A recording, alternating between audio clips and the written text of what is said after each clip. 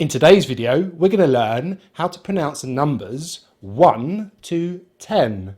Now, I know you're thinking, I know how to count 1 to 10, but do you really know how to pronounce these numbers correctly?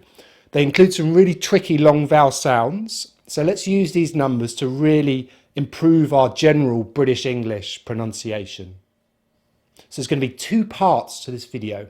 The first part, I'm just going to run through the numbers very quickly, and I'm going to make sure I include a word that rhymes with the numbers to help you with the vowel sounds.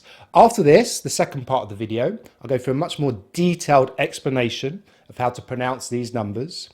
And during that time, we'll learn the mouth positions, some IPA symbols. We'll cover at least 3 of the long vowel sounds in British English, as well as some diphthongs, which is when we have 2 vowel sounds in the same syllable. We'll also look at some regional variations, as well as American English to really help with your listening comprehension.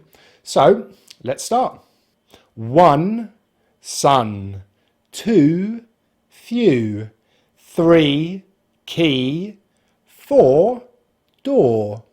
5, dive. 6, licks. 7, heaven. 8, late. 9, time. 10, men. And now for a more detailed explanation. So let's look at our first number, 1. As you notice, we need to start with the lips rounded for the W sound, and then it goes into the short vowel sound that you find in words like up, or bus, or duck, or even fun. It's a very easy sound to make. All we need to do is relax our mouth.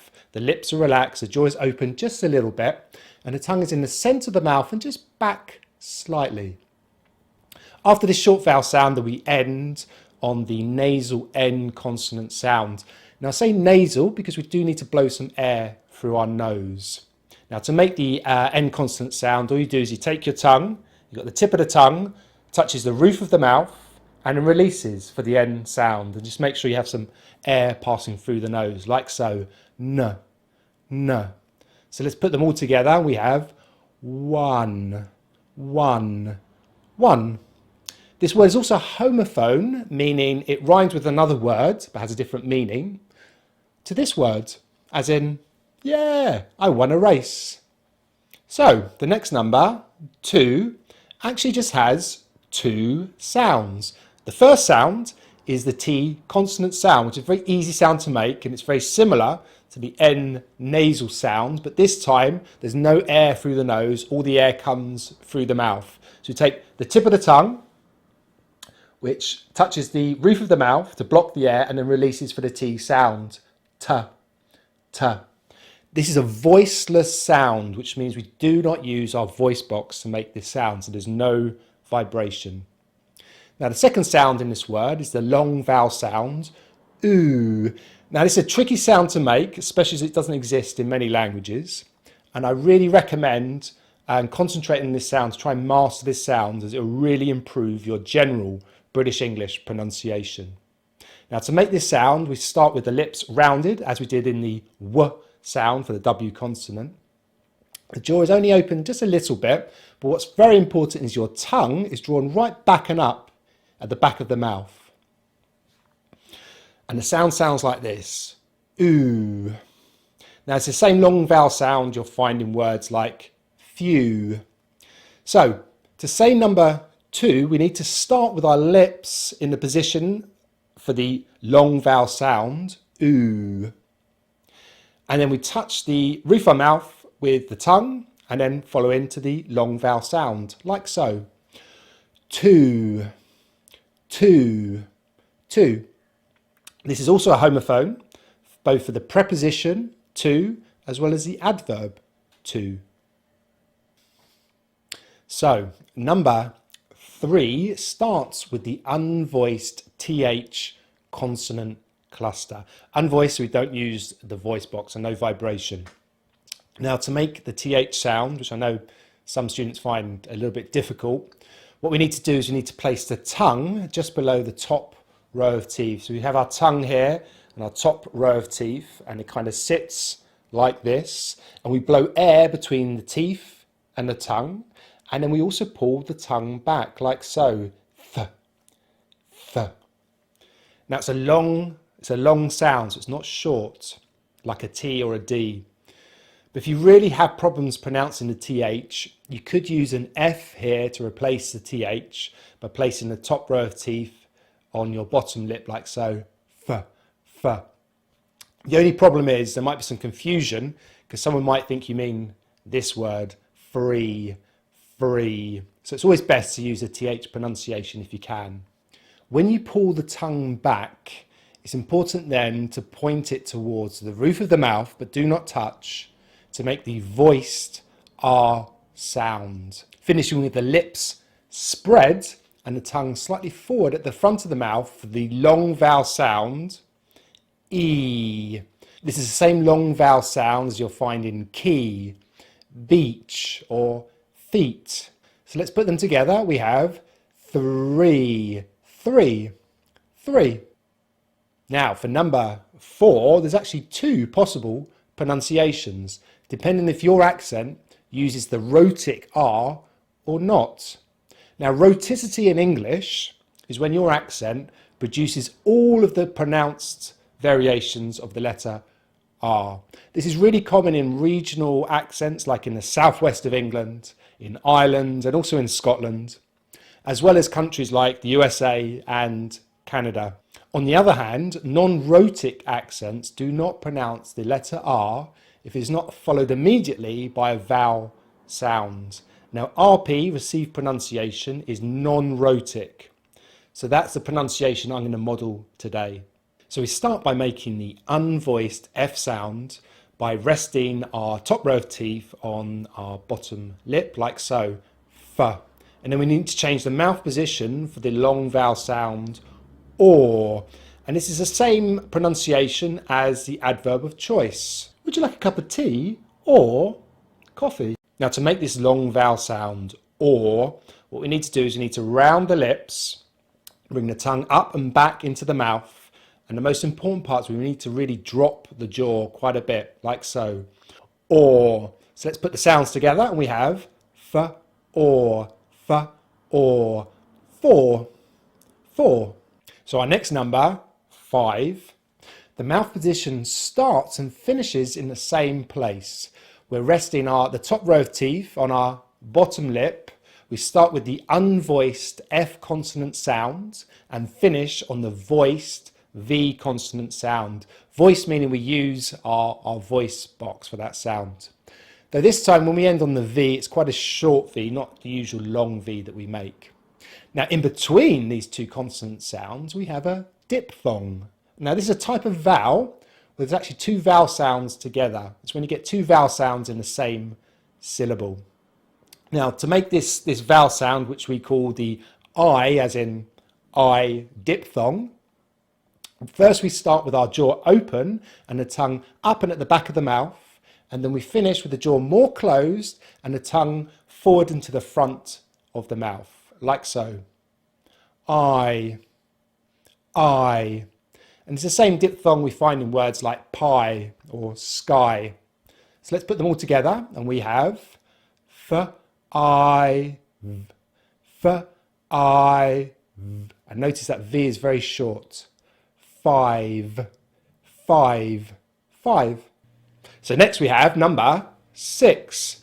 Now this number starts and finishes with the same unvoiced S consonant sound.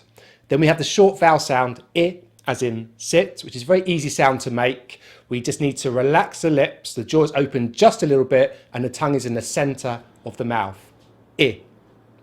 And then the next sound is the unvoiced K consonant sound, which we make by blocking air at the back of our throat with our tongue. So we have six.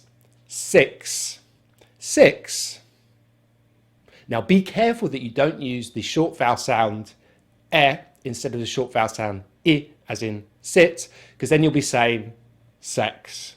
Now, what is the difference between these 2 very similar sounding short vowel sounds? Well, the e, as in sex, the lips are more spread, the jaw is more open, and the sound comes from further from the front of the mouth, like so. E, as in sex. So now we have number 7. Now 7 actually has 2 syllables. So we're going to stress the first syllable, so let's start there. So it starts with the unvoiced S consonant sound, and then we have the short vowel sound E, as in sex, and it finishes on the voiced V consonant sound. Voice meaning we need to use our voice box here. So we place the top row of teeth on our bottom lip and make some vibration. V, V. And the second syllable, because it's the reduced syllable, we can use the schwa here, ah. And then we finish on the N nasal consonant sound. There are actually 2 different ways to pronounce this word. If you wish to, you can completely drop the schwa sound and just link straight from the V to the N, especially if you're speaking quite fast. But I'm going to show you now with the schwa. So it sounds like this. Sev-un, sev-un, 7, 7. So number 8. Now this is actually a diphthong for a very common verb. For instance, last night for dinner, I ate pizza. Now the word there, ate, being the simple past form of the verb to eat, is exactly the same pronunciation as our number here, 8. Now what we need to do is we start with the diphthong, A. This sounds very similar to saying the letter A. So to make this sound, we start with the jaw open and finish with the jaw slightly closed, but the tongue stays in the centre front of the mouth. And it is the same diphthong you'll find in words like pay, day, wait, or break. Then after the diphthong, we just finish on the unvoiced consonant T sound. So it sounds like this. 8, 8, 8, 8. Okay, we're nearly there. We just have 2 more numbers to go. And if you've come this far, perhaps you consider giving the video a like to help other learners access this video. And if you haven't already, perhaps you'll consider subscribing so that you can hear more about my pronunciation videos in the future. So, number 9 starts and finishes in the same N nasal consonant sound because, of course, the E at the end of this word is silent. Now, in between those 2 N consonant sounds, we have the diphthong I, as in by, and this is the same diphthong sound we found in the number 5. To make this sound, we start with the jaw open and the tongue up slightly and at the back of the mouth, and then with the jaw more closed and the tongue comes forward into the mouth, like so. I. So let's put them all together, and we have N, I, N. 9. 9. 9. Okay, so finally we have number 10.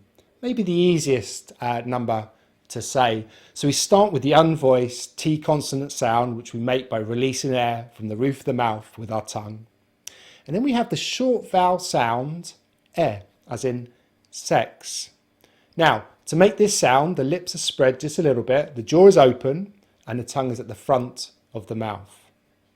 And we finish on the nasal N consonant sound. So together we have T, E, N. 10. 10. 10. Okay, so finally let's just do a very quick review of the numbers. I'll say the number, then you repeat after me. So we have 1, 2, 3, 4, 5, 6, 7, 8, 9, 10.